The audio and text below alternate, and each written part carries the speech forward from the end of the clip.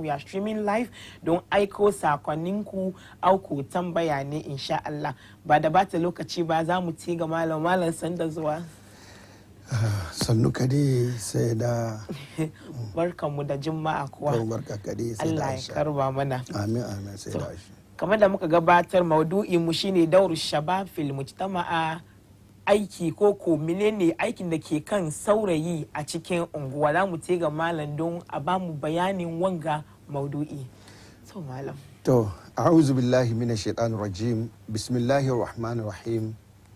Alhamdulillahi rabbil alamin wassalatu wassalamu ala ashrafil mursalin sayyidina Muhammadin wa ala alihi wa ashabihi wa man walahum bi ihsanin ila yawmiddin, amma ba'd.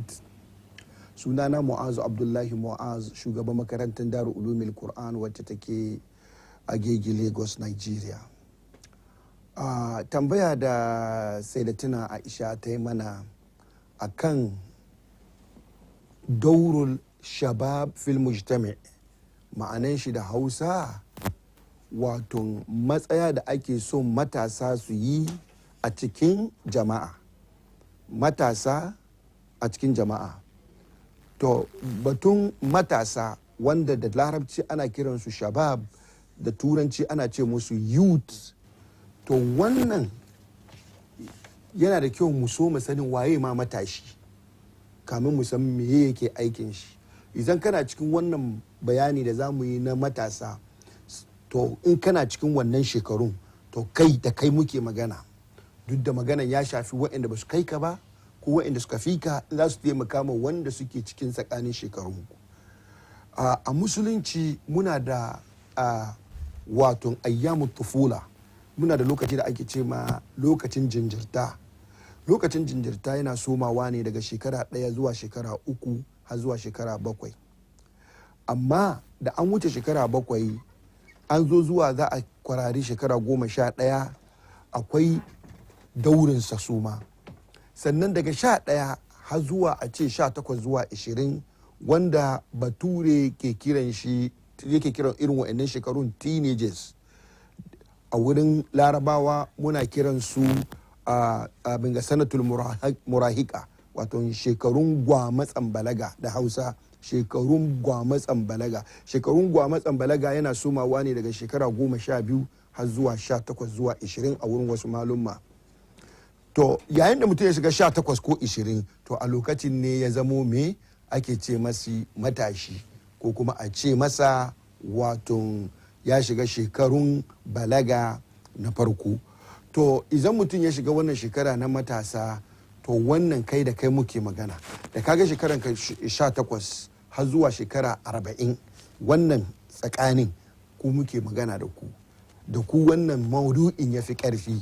Wanda bai kai wannan shekarun ba ko ya karanta ne domin ya saurara ne domin in ya kai wannan shekaru shi ma yana iya yin amfani. Haka wanda ya wuce shekara 40, amfanin shi ne saboda zai iya dawowa ya abin nan. To abin da ya sa na soma ban shiga cikin wato shekarun matasa gaba ɗaya ba, saboda mu sani Kur'aninmu ya riga nuna muna rayuwar duniya gaba ɗaya yadda ta kunsa. Wa'annan da na kawo shekarun jinjirta, shekarun gwamatsan balaga, da shekarun samartaka, akan ce shekarun samartaka ko kuma shekarun matasa. Haka kuma kan zo shekarun gwarzo daga 40 kenan har zuwa 60 zuwa 70, sai kuma mu shiga shekarun tsufa wanda yake somawa daga 70 80 zuwa sama. To duka waɗannan Allah ya haɗa muna su a cikin aya ɗaya, yayi bayanin su a cikin suratul hadid.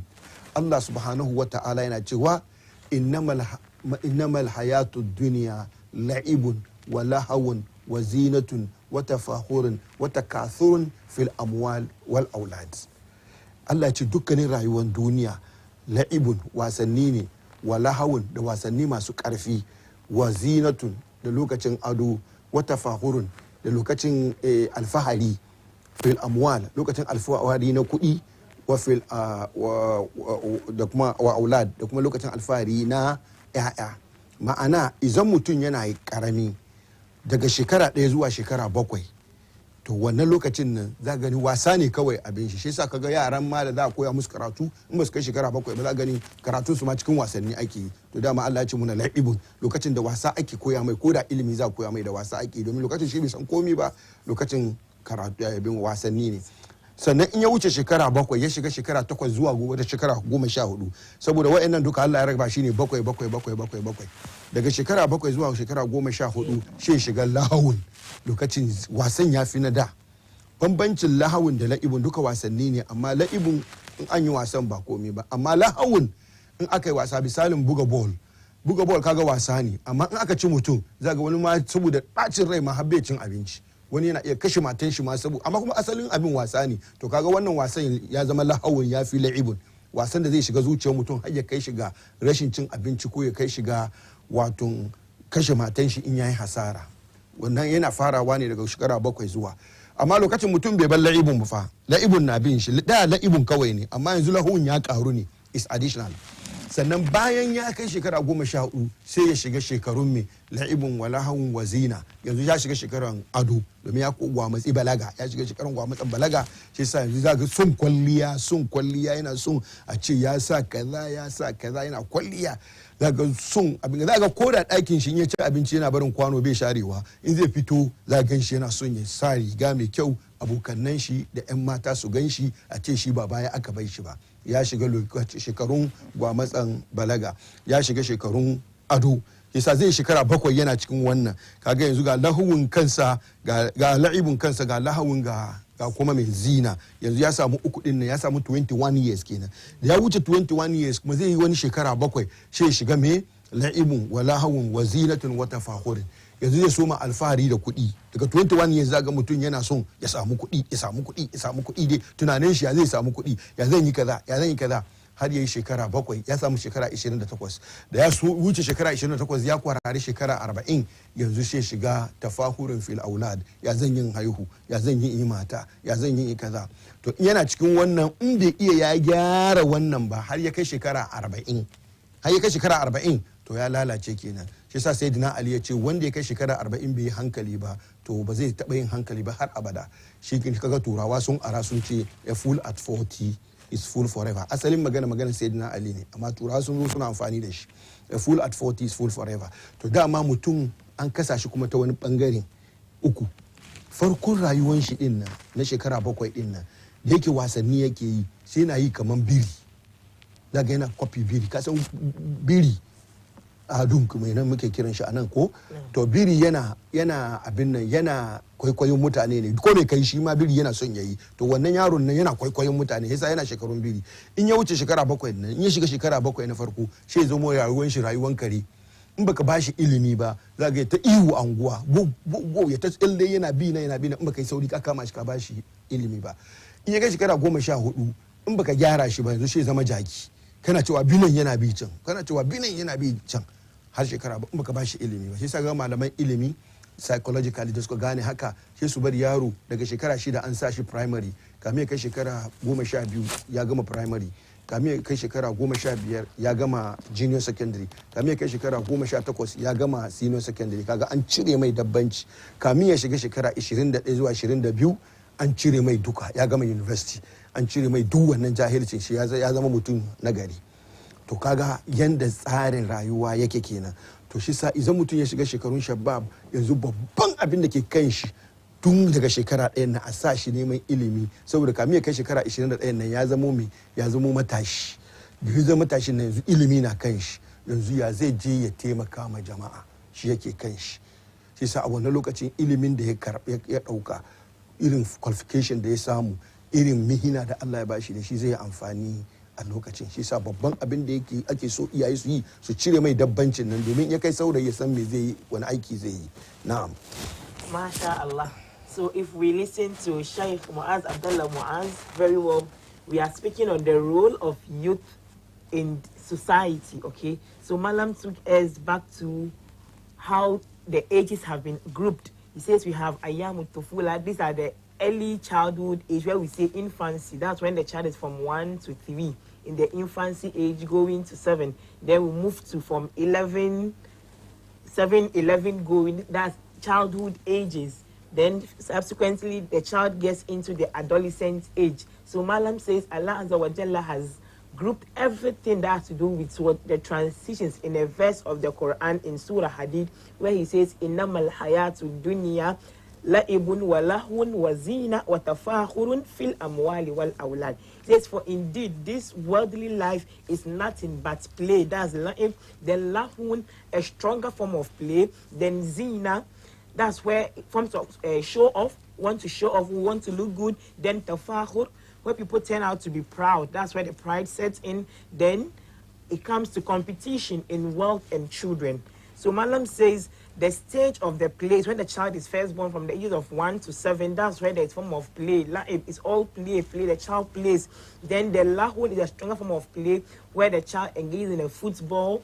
Even when it gets to a point that maybe he's being scored, he gets upset, he can do any other thing. That's another stronger form of play as the person develops. Then when the child gets to 21 going, that's where the zina sets in. The child wants to look good. At the earlier stages, they only play, they think of nothing. When they reach like 21, that's where the zina sets in. Even if they will leave their room very unkempt, untidy, they want to go out and look clean. It's like a child copies whatever he sees society do. Okay, then again, it gets to the time of watafahur. When the child gets to, let's say, 28, after every 7 years, 28, that's when he thinks, hey, I have to, the child turns to be proud, okay? They start to compete among themselves. I want to this, I want to be that. Then the child who thinks of settling down, getting married, competing, having money, having children. For this case, the whites, they have laid down some rules. When a child is from, let's say, 1 to 7, the playtime gets over, they enroll the child in a school such that the child doesn't waste these years and get to the age where he will strive for what and then there's no knowledge obtained. Okay, he said there is this popular saying that a fool at 40 is a fool forever. He says this saying was the saying of one Sahabi by the name Ali, but the whites have copied it. So if we don't manage these stages very well, the child will turn to 40 and they become a fool forever.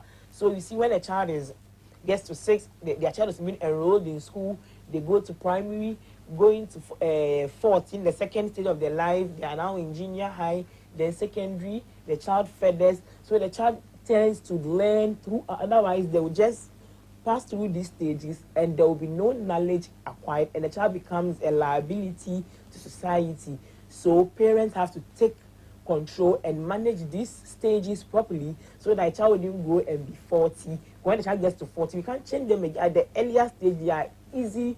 It's easier to handle or direct them towards what you want than when they get to 40. Right then, as the saying goes, a fool at 40 is a fool forever. There's no way you can bring them back. Those stages have they have passed, and there's no way they can be brought back again. So let's take control of those stages so that we get responsible youth in the society, basically.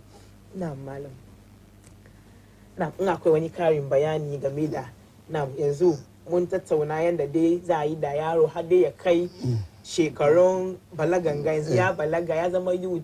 To yanzu mu duba menene daurin shi ko kuma menene aikin shi yanzu da ya samari, iyaye an yi kokari an biya da shi ya samu karatu ko ilimi ne, yanzu ya zama samari kenan, ya zamo kan shi kenan. Na'am, yasa amma lai muna karin bayani wani aiki kan shi. Yayin da aka ba yaro karatu, in Allah ya taimake shi ya samu iyaye na gari masu hankali wanda suka san ya kamata, suka dora shi kan neman ilimi. Neman ilimi nan ba yana nufin school kawai ba, har da makaranta. Abin da yasa musamman mu bangaren mu na musulunci, abin da yasa ya kamata musulmai mu hada karatun islamiyya da karatun kuma wato school boko, saboda Allah ne ya hore mu da haka. Allah na ce mana a cikin wata aya, fabtagi ma ataka Allahu daral akhirah, sai ce kuma wala tansa nasibaka minad dunya. Yi kokari abinda Allah ya baka na lahira, kai kokari ka san su, ka iya su, amma kaka manta da kuma rabonka na duniya. To a wannan ayan maluma suka gane cewa dole ne mutum ya koyi addini saboda lahiransa, dole ne kuma mutum ya je makarantar boko saboda duniyansa, saboda Allah ya riga buɗe mai. To yanzu mu dawo duniya, saurayi ya samu wannan ilimomin, ya samu ilimin addini, ya samu ilimin boko. To yayin da ya kai shekara 21 ya gama university, to sai ya duba wani qualification ya fito da shi, menene mohabansa, menene mohabansa, menene irin abin da Allah ya bashi na ilimi. Maybe ya fito as a doctor, maybe ya fito as a kila ma carpenter, maybe ya fito as a lecturer. Duk abin da Allah ya bashi na iliminsa, na mauhaba da Allah ya bashi, bai wanda Allah ya bashi ya fito da shi, to yanzu sai ya kokari wannan abin ya utilize, ya yi amfani da shi. Amfani da shi kuma shine me, ya zai yi in taimaka ma jama'a. Yau sau da yawa samari sun kauce, zaga mutum ya yi ilimi amma manufar ilimin sannan ya kauce da shi. Maybe na zama doctor, ma maimakon doctor nan in ɗauke shi in taimaka ma society, sai ina ɗaukan shi ina taimaka ma kuɗi. Ba a ce in kana taimaka ma society kaka samu kuɗi ba, amma manufan ya zo ya canza. Shine likitoci da yawa yanzu ga su youth, Allah ya ba su ilimin, maimakon su taimaka ma jama'a da wannan ilimin da Allah ya ba su, wato su fifita amfanin jama'a akan amfanin kuɗi, sai suka fifita kuɗi akan amfanin jama'a. Misali da ga yanzu doctor ne, za a kawo mai mutum very serious, yana cikin critical condition da ya kamata a taimaka mai a abin nan, za ga ya ce in ba an ajiye kuɗi ba zai cece shi ba. To kaga nan iliminka da kuma san mohaban da Allah ya baka baka yi amfani da shi ba, maimakon da duk critical condition da mutum ya faɗo da shi, ko da bai zo da kuɗi ba, ka nemi kuɗin amma i kokari ka ceci ran shi first, sa'an nan ka zo kan batun kuɗi. To amma sai ga mutane suna fifita in ba ajiye kuɗin nan ba za su yi ba, har ya kai game kila mai shi ya yi hasarar rayuwan shi ko ya hasarar jikin shi. Kaga wannan youth din nan bai yi amfani da ilimin shi ya taimaka ma jama'a ba. Hisa yana da kyau ilimin addini ya shigo ciki, domin ilimin addini shi zai taimaka ma mutum ya nuna masa Allah, domin ya yi abu don Allah. Saboda ku sani ya samari, duk aikin da ka iya, duk ilimin da ka iya, in kana yi ba kana yi don kaka yi shi don mutane, yi shi don Allah. Kuma yayin da kake yi don Allah ya zama ibada. Doctor in yana doctanci ibada ne, kafinta in yana kafintanci ibada ne, in dai yana yi don Allah. Duka wa'annan, duk wani aiki, journalist in yana journalist din shi don Allah, ibada yake yi. Duk wani wanda yake yin aikin shi kowane iri ne, kai matan nan da take sayar da koko kan titi, tana kuma sayar da kosai kan titi da finkaso, in ta yi shi tsakaninta da Allah ibada take yi. Kowa ya sha kokon nan duk da ta karbi kuɗi kuma za ta samu lada. Haka addinin musulunci yake. Allah na cewa wa ma umiru illa liya'budullah, amma ya zama mene, mukhlisina lahuddin. Allah bai hore mu ba ce mu bauta ma Allah amma mu yi tsakani da Allah. Yasa duk taimako da zaka yi, ko da zaka karbi kuɗi, amma in ka yi don Allah ne, wato Allah first, sannan kuɗin nan, to ka yi ibada. Kowane irin aiki ne, sai dai aikin da Allah ya haramta, banda aikin da Allah, inda Allah ya ce banda wannan aikin, ya ce haramun ne wannan, to banda shi. Amma duk wani aiki da ka sani na halatta, noma ne, menene, to youth su san cewa aikin da suke yi din a cikin society, in dai suka yi shi don Allah da taimakon jama'a, to ya zama ibada, za su samu lada a cikin wannan aiki da suke yi. Na'am. Okay. So back to what Malam said earlier. Once one have acquired this knowledge and they have reached their adolescent age, Malam says after you have obtained the knowledge, both Islamic and the secular, now you should look at what your specialty is. Are you a doctor? Is it farming? Is it carpentry? Whatever the specialty is. Because Allah Azza wa Jalla says in the Holy Quran, says, فَابْتَغِ مَا أَتَاكَ اللَّهُ مِنَ الْآخِرَةِ وَلَا تَنْسَ نَصِيبَكَ فِي الدُّنْيَا. He says this is where scholars obtain that one should seek Islamic knowledge, but again, don't forget what your portion of what this dunya, okay? So aside regaining the Islamic knowledge, it's okay for us to go to school too and obtain knowledge if the doctor you want to be, for whatever you have specialized in. But you should know that after you have specialized, it becomes a responsibility for you to give back to what society. Though when we do the work, we take money, but we should put society first before the money we obtain. Malam gave example of someone being a doctor, then a sick person is brought to them on a critical condition. The people turn out to look for the money first. Without the money, we are not going to what? treat the sick, and the person might even lose their life in that course. So as people who have acquired knowledge, we should learn to what? Give back to society, and that should be our priority, okay? We know, of course, you have to take the money, but why not treat the sick first? Afterwards, we can demand what? The money. And Malam says it's with the Islamic knowledge that would help us know Allah and help us do things for the sake of Allah. So let's just not be on the secular and forget the what? Islamic knowledge. That's what would help us, or that would let us know the importance of doing it for the sake of Allah. So Malam mentioned that for whatever job or trade you find yourself in, you can do it for the sake of Allah. Being it a carpenter you are, a journalist, whatever you are, if you do it for Allah's sake, a cocoa seller is an act of worship, okay? Though you do it and get money from it, but first and foremost, I'm doing this work for the sake of Allah. Then that particular work or trade you do, it turns out to be an act of worship. Aside you taking your money, but based on your intention, it becomes what? An act of worship, with the exception of maybe trades or things that Allah Azza wa Jalla has already forbidden. Those ones you can't do it for Allah's sake and it becomes worship. Never, because Allah Azza wa Jalla has already said they are haram. You shouldn't engage in them. Other than that, any other thing you do as a youth, try to put what society's interest first and not the money. The money would follow. So we entreat that if we have doctors who can help when a sick comes in a critical condition, let's treat them first, and then later we demand for the money so that we attain the reward from what Allah Azza wa Jalla, aside the monies we are taking. So as we are saying, please go to our Facebook page, like this show, send in your comments, and please share. If someone somewhere needs to hear this, share it, and also leave your comments there and your questions. Inshallah, Malam will answer them in the course of the show, inshallah. Then again, we always call on you. If there is any sponsorship that you want to give to this show, please do via Atomic Junction on the Bernard House. If anything you want to sell on the show too, it's welcome. You can also send us your message on our WhatsApp number as well. The phone lines will be open when the show is almost ending, so callers can call in to ask their questions or give in their contributions as well. So we go back to Malam to help throw more light on this topic. Now, to Malam, kwa wani karin bayani game da domin san dai saurayi ko shababun su ne in suna unguwa, in suna ya bar unguwa ya saya da kyau. Ko akwai wani karin bayani da ba su abinda da su guje don ka su ba ta wannan shekarun abin gan samartan nan. Na'am.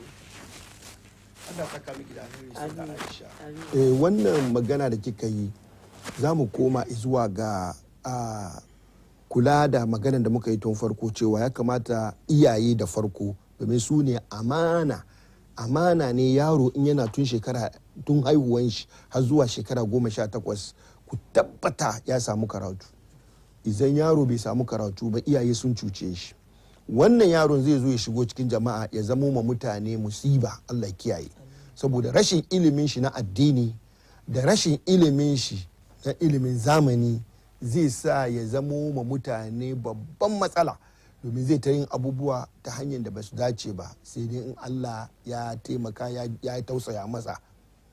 To akan haka Allah annabi sallallahu alaihi wasallama, domin a samu samari da matasa nagari, sai ya ce ma iyaye, kullukum ra'in wa kullu ra'in mas'ulun an ra'iyatihi. Dukkan ku makiyaya ne, duk mai kiwo kuwa Allah zai tambaye shi abin da yake kiwo. Ma'anan kiwo nan ba kiwon dabbobi kawai ba, har kiwon dan adam. Yanda za ka reni ɗanka har ya girma, to wannan shi ne zai taimaka a samu mai samari ko kuma a samu matasa na gari. Ka duba, saboda annabi ya taka kafan mu ma, ya hana mu wani abu, wato mana ne taka kafan mu, mana ya ja hankalin mu akan wani abu ma. Me yace annabi Muhammad sallallahu alaihi wasallam akan maraya wanda shi iyayen shi ba sunan, balle su duba shi ya zama mutum nagari. Sai annabi ya bude ma musulman duniya duka chance su taimaka ma maraya, domin ma ya nuna matsayin mai taimakon maraya, domin a taimaka a samu youth nagari. Sai annabi Muhammad sallallahu alaihi wasallam yana cewa, ana wa kafilul yatim ka hakaza ko kuka hatain, ni da mai renon maraya kaman haka ne. Wato daidai ne da mu shiga aljanna. Wato yana so ya nuna maka, ni dinnan manzon Allah sallallahu alaihi wasallam, duk girman da Allah ya bani, duk darajar da Allah ya bani, duk matsayina in kare ni maraya to ni da kai muna tare a cikin aljanna. Wato domin ya bude ma society musulmai su san yadda za su yi sureni wanda bai da iyaye, tunda wanda ke da iyaye kaga yana da wanda za su duba su min kamin me ya kai shekara 20 da sauransu ya zamo matashi, ya zamo bai zamo musiba, bai zamo tashin hankali ga abin nan ba. Ta wani hanya yana daga cikin domin a samu youth na gari sai Allah ya hana zina. Domin zina mace da namiji su haɗu su yi wato jima'i shi ke kawo haihuwa, ko ta hanyar aure ne ko ba ta hanyar aure ba ne. To in aka yi zina ba ta hanyar aure ba, dama matan nan da aka yi zina da ita an rabu da ita, an tafi an yi zina ne, dama ba matan aure ba ne, ta tafi. Sai Allah ya kaddara ciki ya shiga, da ciki ya shiga sai ta haihu, da ta haihu wa zai kula da yaron nan? Babu. Ita kuma mace ce, kila bata samu mani wanda zai taimaka mata ba, ita kaɗai ce. To ita kuma mace tana da rauni, to kamin tana nufin tana da raunin zuciya, ba ta da karfi kamar namiji da za ta iya tana tsawata mai yaran nan yanda ya kamata. In ba sai dai ɗaya ana samun mata masu irin wannan kuma wannan baiwa ce Allah ya basu, amma mafi yawan mata ake dubawa. To wannan matan nan in ba a samu yaron nan ba a samu wanda ya kula da shi ba har ya girma, yayin da ya girma kaga bai ga wanda ya bashi ilimi, bai da wanda ya abin nan, shi sa Allah ya hana zina. Allah ya hana zina ne domin a samu society mai kyau. Allah ya hana ya ce a kula da maraya ne domin a samu society mai kyau. Sannan Allah ya ce a yi aure ne domin ta hanyar aure za a samu society mai kyau, saboda al'usratu asasul mujtami, domin su dangi mata miji da yaransu su ne asalin yadda za a haɗa society. Hisa tun aka samu waɗanda suka kula da waɗannan yaran, to yayin da za su kai shekarun balaga, shekarun da za su tsaya su zamo matasa, to lokacin nan za ka sun samu ilimin da ya kamata, ilimin da ya dace ta hanyar faculty daban-daban wanda Allah zai ba su na baiwan da Allah ya musu. To yayin da suka samu wannan baiwan shi zo suna aiki, yayin da suka yi aikin nan kuma sai a bar su san cewa aikin nan suna yi su yi tsakanin su da Allah wurin taimakon jama'a, domin taimakon jama'a yana da girma a wurin Allah. Ba gani ba kai, ba taimakon jama'a ba, taimakon dabbobi ma yana da girma a wurin Allah, balle taimakon jama'a. Ba wata mata ta shiga aljanna ba saboda ta taimaka ta ba kare ruwa ba, ba wata mata ta shiga wuta ba saboda ta bar mage a ɗaki, magen nan wato mage kyanwa kenan, ta bar kyanwa a ɗaki, kyanwan nan bata samu abinci ba har ta mutu, Allah ya azabtar da ita. Ga wata ta taimaka ma kare ta shiga aljanna, ga wata ta taimaka ma ta ki taimaka ma kyanwa ta shiga wuta. To dabbobi kenan ma ba a kula da su ba, ina ga mutane. Yasa taimakon mutum shine babba. Yasa aka ba mutane taimakon suka ji tsoron Allah. Kamar yadda na faɗi a bagana na ɗazu, shine in za mu yi aikin nan saboda Allah ba saboda kuɗi ba. Ban ce ba a karɓan kuɗi ba, ana karɓan kuɗi, amma kai zama na hadafinka a cikin zuciyanka kuɗin. Yau da muke ta wahala, hadda 'yan siyasanmu, hadda jama'a mu, kai har wasu malumman da yake mun sa kuɗi gaba akan taimakon jama'a, sai sa duk abubuwa ya lalace a duniya yau, komi ya zamo abin da ya zamo. Inda mun sa taimakon jama'a gaba kamin kuɗi, to da za ka komin mu yayi tafiya.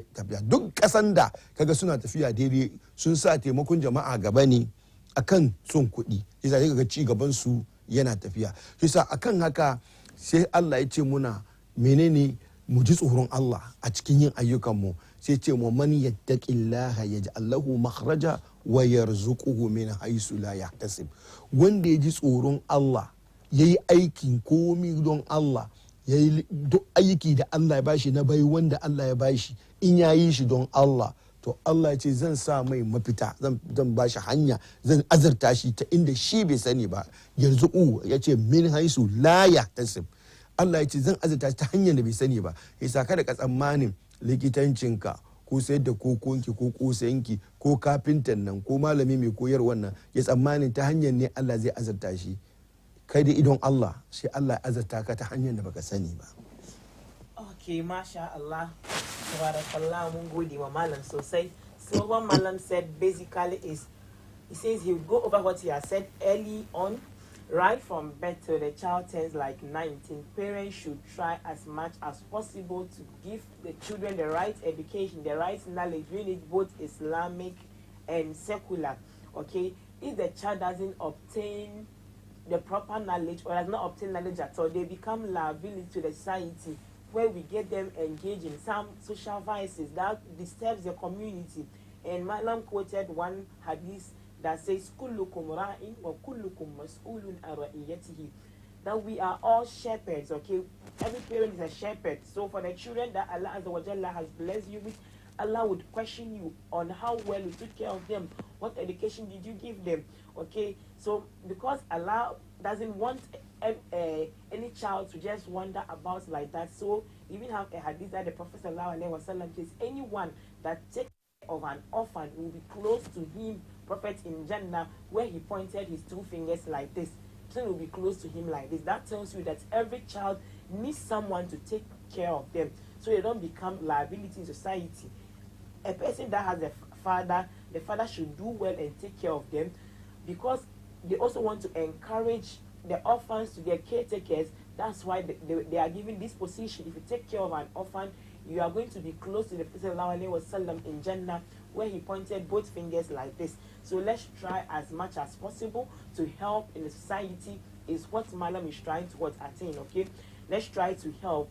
Malam says, he didn't say give your service for free, no, but he says they will definitely will take money, but do for the sake of Allah Azza wa Jalla, because help to humanity is so paramount to Allah Azza wa Jalla. Malam mentioned how someone was granted Jannah for giving a dog water to drink, how much more taking care of helping a human, and how someone too had to go fire for what? Denying, I think, a cat's food. So you see how help to humanity is. These are even just animals, but you see the kind of rank Allah Azza wa Jalla gives someone who served a dog water. So let's try to be what? To serve humanity first before we think of our money. And it's when we worship Allah well, or when we do it for Allah's sake, that's when we are able to serve what? Humanity. And Malam finally quoted a verse that says, وَمَنْ يَتَّقِ اللَّهَ يَجْعَلْ لَهُ مَخْرَجًا وَيَرْزُقُهُ مِنْ حَيْثُ لَا يَحْتَسِبُ. Whoever fears Allah or is cautious of Allah, Allah is going to make for them a way, and Allah will provide for them from sources that never even came to their mind. So when you help humanity, don't think it's the doctrine you are doing or the family or the cocoa itself is what is getting you the money, but do it for Allah's sake. They are taking money, but do it for Allah's sake, such that if someone don't have the money at the spot but need your service, give it to them and later demand your money. Allah Azza wa Jalla is going to pave ways for you and provide for you from sources that you never ever even thought of them. So may Allah make it easy for us all. As we mentioned earlier, please go to our Facebook page, like this show, send in your comments and share. Maybe someone needs to hear this. Then again, you can send us your message on our WhatsApp line. I would mention the number, though it's on our screen. So the WhatsApp number is 0596 318624, or you can call us on our phone line 0553 683010 or 0555 798020 to send in your questions, your contributions, or what suggestion you have to add to what we are discussing on the role of the youth in the society. Then again, if you want to advertise on this show or you want to sponsor this show, we are at Bernab House, Atomic Junction, and our doors are opened.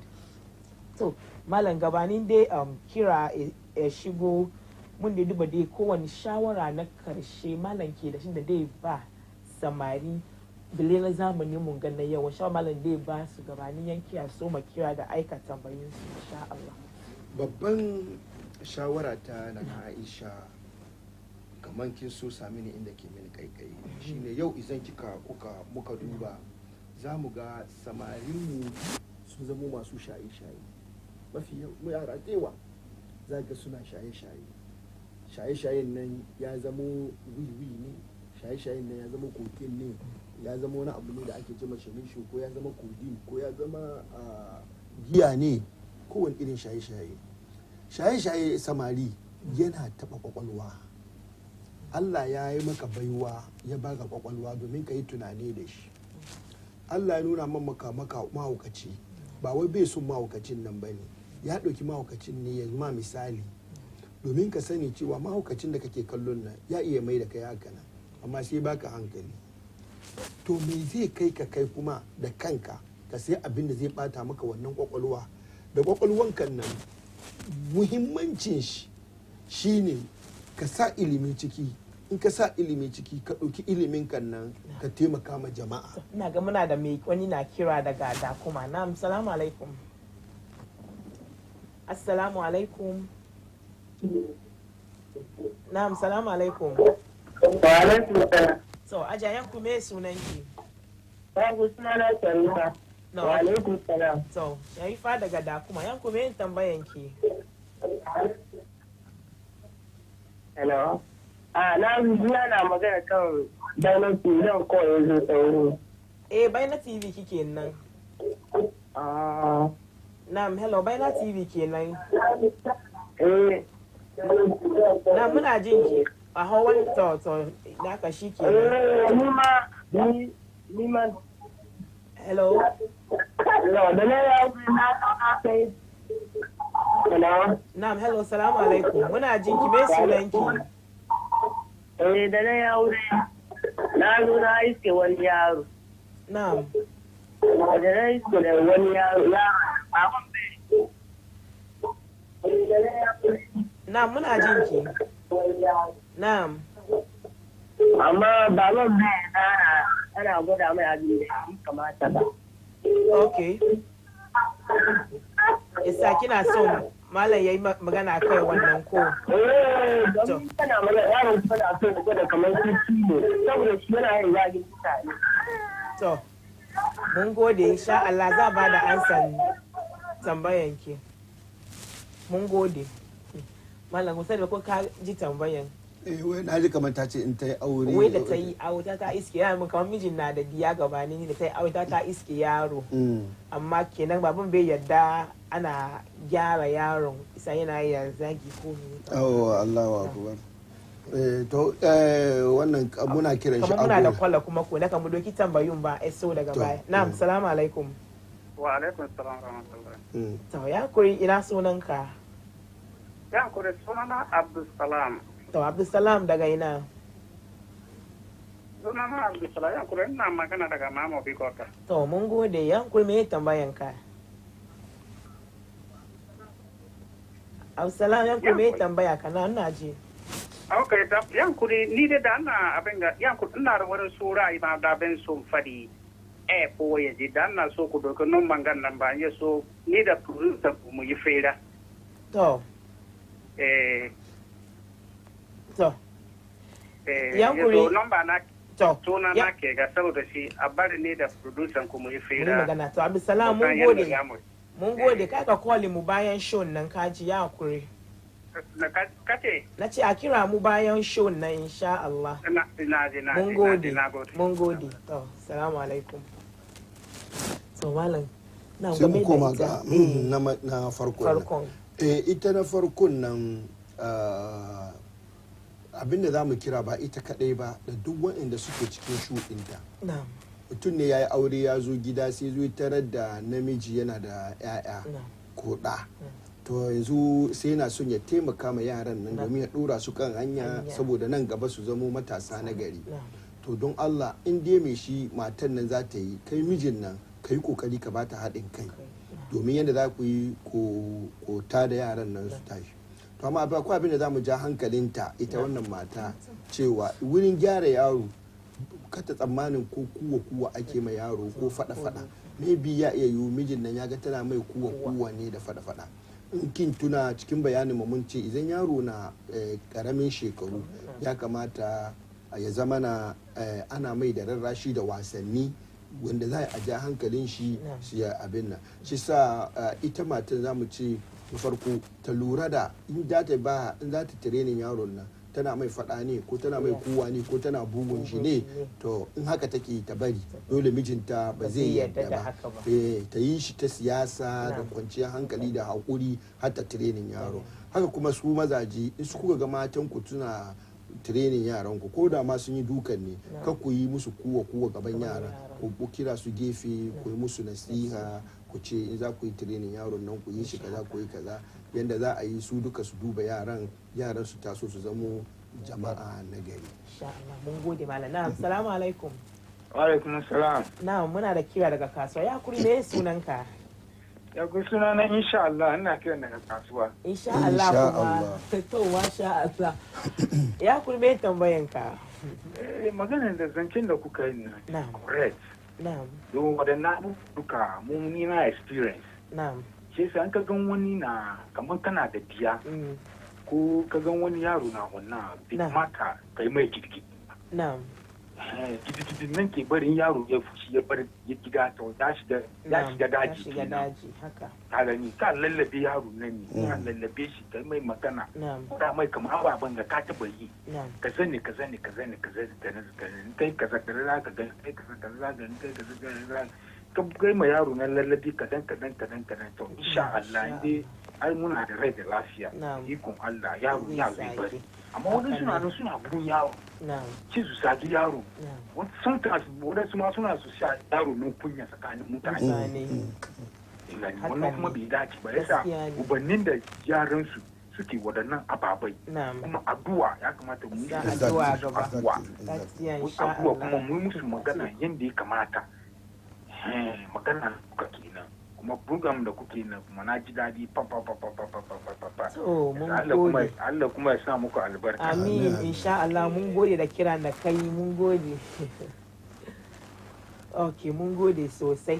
To ina ga dai lokaci ta riga ta yi muna halara amma mun ce mana na bamu shawarar da yake ba saurayi gabanin mu doki kawai sun ga su mali ci gaba da abin ga shawarar nan sa'an nan mu kawo shirin nan karshe. To bayan an kula da yaro samari ya kai inda ya kamata kai samari kai kuma da kai nake ga inda Allah ya baka baiwa ko kuma a'a kai sa'a an kai ka makaranta ba yau rayuwar duniya komai ya zo cikin sauki komai girman ka kana iya kai karatu akwai karatu na wato wa'anda ke adults yi kokari ka je ka ba kanka na ilimi domin ka sani samari in ka mutu Allah zai tambaye ka akan kwakwalwanka harshen mu Allah zai tambaye mu akan shi zuciyar mu Allah zai tambaye mu akan shi haka kwakwalwar mu Allah zai tambaye mu akan shi kamar zai tambaye mu batun idon mu da bakin mu da kafan mu da hannun mu duka sai Allah ya tambaye mu akan me muka yi da su kwakwalwa Allah ya baka ne ba don ka bar shi haka kawai ba domin ka sa ilimi ciki isa idan kana da kwakwalwa baka je ka yi karatu ka nemi ilimin duniya da ilimin lahira da shi ba Allah zai tambaye ka domin ka samu ilimin nan shi zai taimaka maka ka zauna da mutane ka san tsarin rayuwa ka san ya zan zauna da wani ya zan yi kaza isa samari ko da kana yaro baka yi sa'an iyaye da suka kai ka makaranta ba yi kokari da girman ka makarantu na nan buɗe ka je ka yi haka kai kuma da ka samu karatu kaka bari karatun ka ya zama banza ya zama waste tun da ka yi karatu yi amfani da iliminka ka taimaka ma kanka ka taimaka ma duniyanka ka taimaka ma lahiranka domin jama'a su samu ci gaba sannan zuciya din nan Allah zai tambaye mu zuciya ana sa mata imani ne zuciyar da bata da imani to kaga ga duk abin da za ta yi ne show off saboda mutane Allah subhanahu wataala ya nuna muna misalin ciyarwa ma kamu ciyar da abinci saboda mutane kai kamu ciyar ma saboda a gode muna inna ma nut'imukum liwajhillah la nuridu minkum jaza'an wala shukura inna nakhafu min rabbina yawman abusan qamtarira Allah subhanahu wataala yana cewa in za ku ciyar saboda Allah ku ce mu muna ciyarwa ne saboda Allah inna ma nut'imu la nuridu minkum jaza'an ba mu son ku saka mana wala shukura kai ko ku gode mana ma ba mu so ko ku ce na gode bisa kai abu don a ce na gode in me shi ne wanda aka yi man shi kuma ya shi Allah ya ce me man la yashkurun nas la manzon Allah sallallahu alaihi wasallam cewa man la yashkurun nas la yashkurullah wanda bai gode ma mutane bai gode ma Allah shi yasa shi bangaren shi an hore shi yayi godiya amma kai bangaren ka ba ce ka nemi godiyan ba in yayi shi ya sani in bai yi ba shi ya sani kai dai kai don Allah sannan shi kuma an hore shi da yayi godiya to yayin da kake yi ba don godiya ba at the same time kuma kaka yi don me shi ya saka maka so da yawa youth muna yin abu muna da kuɗi mun Allah ya hore muna mun samu kuɗi da muka samu kuɗi ne sai muna taimakawa sai muna expect ran da bamu da kuɗi mai shi din nan da muka bashi ya bamu a haka kai haka la nuridu minkum jaza'an kenan ba na nemi ka saka min bane kai ma lokacin da ka samu in ya samu in ya baka uhu in bai baka ba dama kai do saboda Allah bayanin dai na da zurfi sosai amma time din mu bai da yawa gaskiya mun takaita amma wani malam yayi addu'a mu wuce akwai wani abun ganda aka kawo gaba na ya ci mu abun ga akwai yariya mai shekara 5 ka take fama da wai acute leukemia sunanta Zahra da likita yana son kudi kamar 60,000 sannan a ya mata jinya tana da nan da wai 7 ko da yake raina ga annu Allah wai nan da 7 in ba samu wannan kudi ba za a rasa ta. Muka ce to mun kawo kara ga jama'a wanda ke so ya taimaka wanda bai fito gidan baina ba sakar wani ya kira baina TV ga namban baban nan wanda ke da wani taimako ko zai kira baban sunan shi Muhammad Habib 0243 04408 Muhammad Habib sunan baban kenan yarinyar shekara 5 Zahra 0242 304408 a kokarta aika mata taimako don a save mana wanga yariya don karama a yi hakuri jama'a na kiran jama'a a yan kurkara a kira gidan baina TV a kira babanta nan bai shi kenan. So at the end we have a 5-year-old Zahra who is suffering from acute leukemia where doctors need 60,000 Ghana cedis to help save her life. So please, if you have any support to give her, please call the father's number or send it to the Momo line that I've mentioned earlier, 0242 304408. He's Muhammad Habib, 0242 304408. Please let's not call Baina lines, let's call the father directly if we have any support to give to this dear child of ours, and may Allah reward us all as we help save this little girl's life. Let's please do help this child. So malam gabani mu wuce ai mana addu'a da Emma Zahra kuma addu'a. To Baina TV sunan chairman mu ma chairman Baina TV gaba daya CAC CEO wannan Ture to Alhaji Ture Allah saka mai da alkhairi yanda yake kokari na taimaka ma musulunci da kuma taimaka ma society kun ga youth da ya taso kenan gashi nan yana taimaka ma musulunci yana taimaka ma society bayanin da muka yi din ne cikin shi aikin shi kenan yake yi Allah saka mai da alkhairi haka kuma da kuke aiki ga ku youths domin kuna in between 20 to 40 kuke wannan aikin da ake so kenan ana taimaka ma society din kenan kun yi amfani da ilimin ku kun amfani da lafiyan ku kun amfani da hankalin ku kun amfani da kuɗin ku to Allah saka muku da alkhairi Allah saka muku da alkhairi masu kallo hatta masu kiran nan suna taimaka ma Baina ne domin yawan kiran shi ke nuna ma Baina tana jin daɗi tana sanin cewa yes mutane na kallon mu bisa Allah saka muku da alkhairi duk wanda ya kira da wanda ya so ya kira bai samu ba da kuma waɗanda ba su samu chance ba Allah saka mu da alkhairi da wanda za su kalle mu wasu suke kallon mu akan Baina TV da wanda suke kallon mu akan Facebook Twitter WhatsApp da sauransu duka Allah saka muku da alkhairi sannan kuma magana na karshe ga yariyan nan wanda babanta Habib mai suna Zahara wanda bata da lafiya don Allah a taimaka jama'a tun daga numban baban an bayar na maimaita domin abin ya touch dina tunda an ce sati ɗaya yanzu aka bayar nan da sati ɗaya za a lose ɗinta a duniya don Allah mu taimaka 0242304408 don Allah taimaka mata Allah ya ba ta lafiya Allah ya sa a dace duk mana na Aisha Allah saka miki da alkhairi da ke da sauran abokan aikin ki Allah saka miki da alkhairi alfarman يا من أظهر الجميل واستر الكبير ولم يعز بالجريرة ولم يأتك السترة سبحان ربك رب العزة عما يصفون وسلام ina ganin za mu zo da karshen shirinmu na yau ina gaida matuka MCR duka Alhaji Ishaka Salifu mun gode sosai da mataimakinka sa'annan kuma Samira Glams da kuma producer na Khadija mun gode nan da ke ce muku welcome da juma'a wassalamu alaikum wa rahmatullahi wa barakatuhu